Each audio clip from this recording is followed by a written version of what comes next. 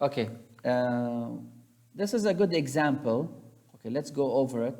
An investment of $20,000 in a new equipment will generate income $7,000. So $20,000, this is money I'm paying, is my initial cost, okay? So that's why in the equation, it will be considered negative. $7,000 per year for 3 years, so it is more than one time. It's not a random payment. So it is an A, same payment, same period, consecutive, it's A. So $7,000 is an A. Another thing here we have $8,000. After 3 years, I'm gonna sell that machine and I'm gonna make $8,000. So this is income. $8,000 is positive. A is positive. Initial cost is negative because I'm paying. Now, as we said, when we talk about rate of return, what does it mean?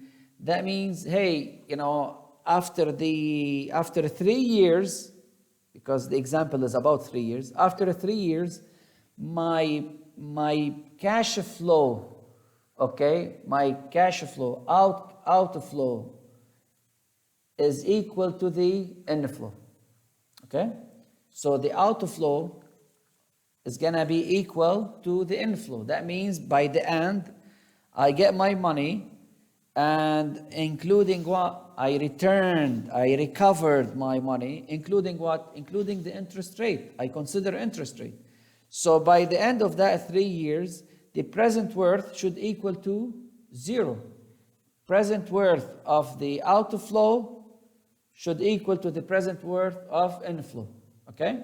So that's why we consider PW equal to 0. If you wanna solve it based on present worth, as we said, you might solve it as AW, then AW should equal to 0. You wanna solve it as FW, then also FW should equal to 0. That means after 3 years, my future worth outflow should equal to my future worth inflow. So whenever I want to calculate I by the end of my investment, okay, this is an estimation, okay, for future projection, I will, solve for I asterisk. This is my rate of return. If that I asterisk is greater than the MAR value or equal to it, that means it's a good project. I'm going to be making money in the project, okay? Who sets the value of MARR? The MAR, we said it's the financial managers, the owner of the business. So they are interested, to see at least I'm returning my money by 15%. If any project returns only 10%, I'm not interested in. It's their call. So in this example here, they are telling me, hey, the company is looking to have at least 15% per year. Go check, hey, what's the rate of return? So how I'm gonna solve that? Very easy. We said after 3 years, all my cash flows should equal to 0. Okay, should equal to 0. Okay, so here we have 0. Okay, so 0 equal to what? To negative 20,000. 7,000 here, this is what? Now, I'm paying now. And I am finding everything in which domain? In PW domain. So this is happy. There is no need to add any factor, multiply it by any factor. While $7,000, it's per year, it's annual. So that's why I had to multiply it by another notation, okay? So I'm transferring it from A to P, converting it from A to P. So the payment in A, I want to know how much it would be equivalent to in P domain. Okay, that's why 7,000.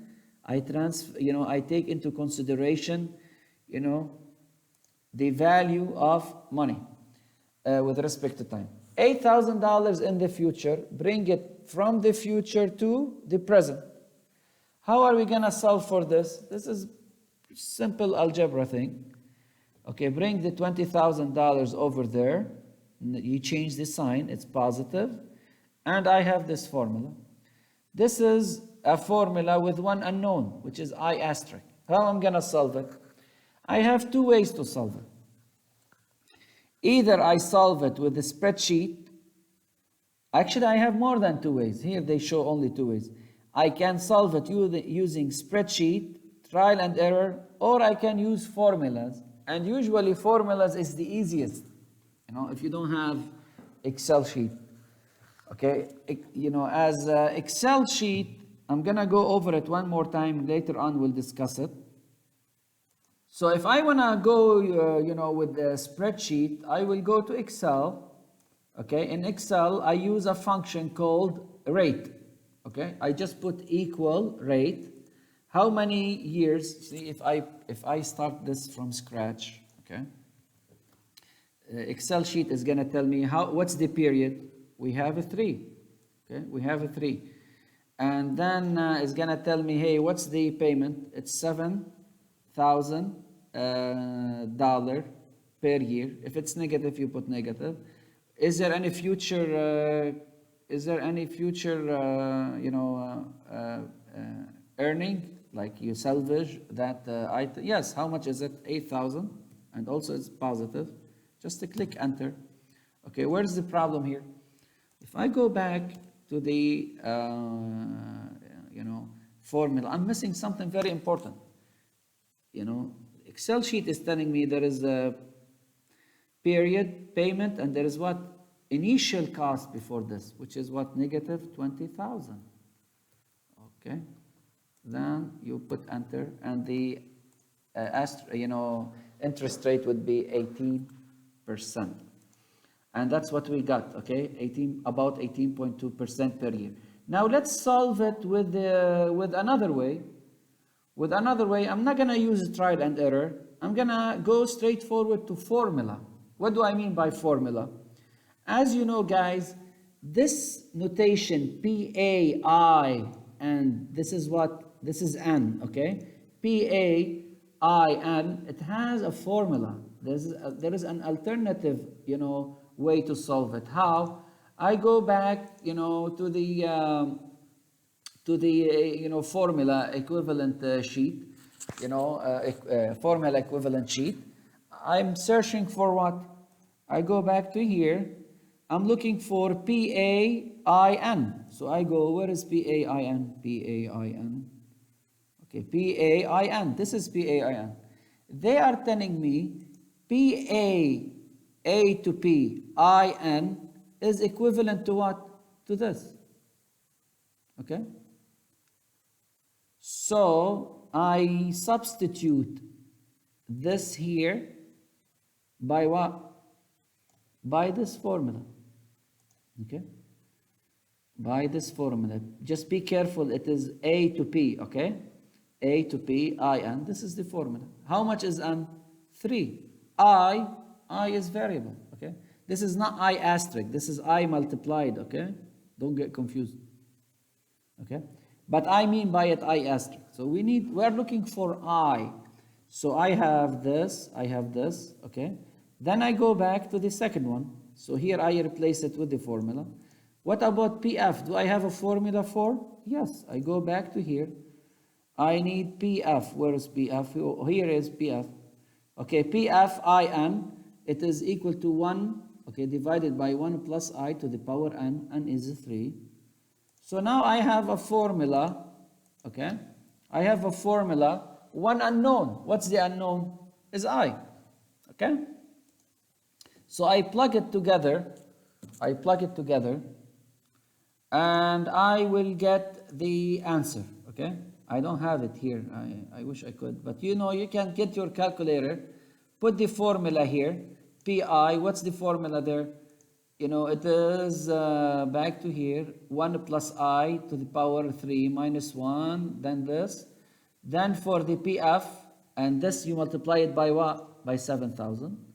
And then you have 8,000 multiplied by the formula. What's the formula for PF? F to P, okay? You have this to the power 3. And then you have everything equal to 0, one variable.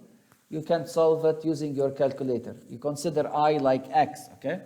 So one variable, and it's all set. Okay, this is a solution, okay? This is second solution. Third solution is a trial and error. trial and error, okay?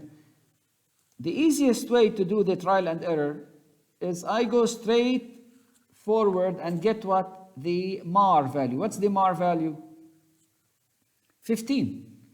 So I go to the table and say, hey, $7,000 multiplied by PA, and I consider I how much? 15. And here I consider I how much? 15.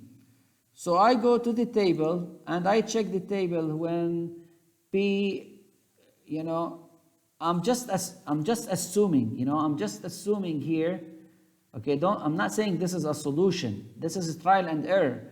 So here I'm assuming, the MAR, I is equal to MAR.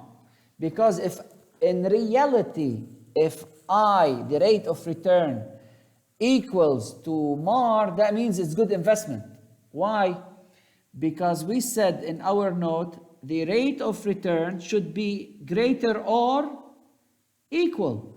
So if I solve for MAR and it is equal to 0, if this portion equals to 0, what does it mean? That means it's good investment. That means I equals to what?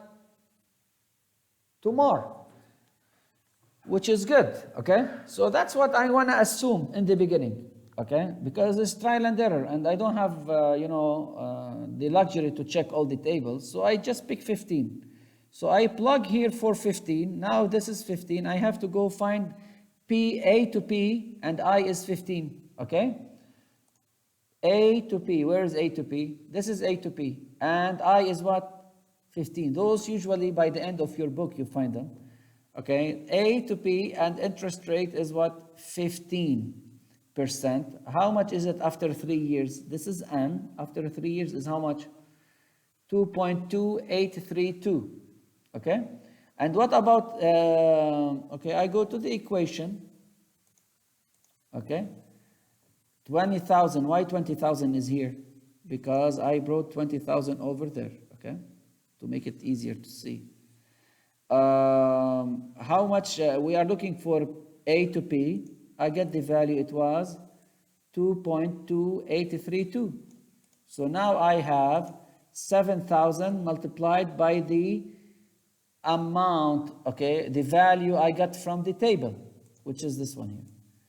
Now same thing with what? With the PF. I go to the PF, okay, F to P, I want to transfer F to P, 0.6575, okay, and I have here 8,000, and I multiply it by the value I got from the table, okay. So how much is it? It showed me it is 21,000. 21,000 is bigger than 20,000, which is good for me. So they are telling me, what they are telling me? They are telling me, hey, at 15%, okay, this portion is greater than 20,000, okay? So if I go 16%, it will be more. So that's why it's a good investment, okay? This is a trial and error way to know whether it is good investment or bad investment. But in the question, if they need exactly I, then I have to go more, I have to do more homework, okay? And the easiest solution would be either Excel or using what? The formula. If you want I exactly, it's better to use Excel sheet or the formula. But this is a rough way to confirm your result. Okay, if you want to take it further step, just to kill the doubt, what do? I say, let's assume I is what? Because it's trial and error. So let's assume I equals to 16%. I solve for 16%, and guess what? We are getting close to 20. Is 16% more than 15? Yes. So I is good, okay? Rate of return is good. If you want to be more detailed, you can take I equal 14. And I can tell you from now, if I consider I equals to 14, what will happen here? It will be less than 20, okay? So therefore, we can tell this is good investment.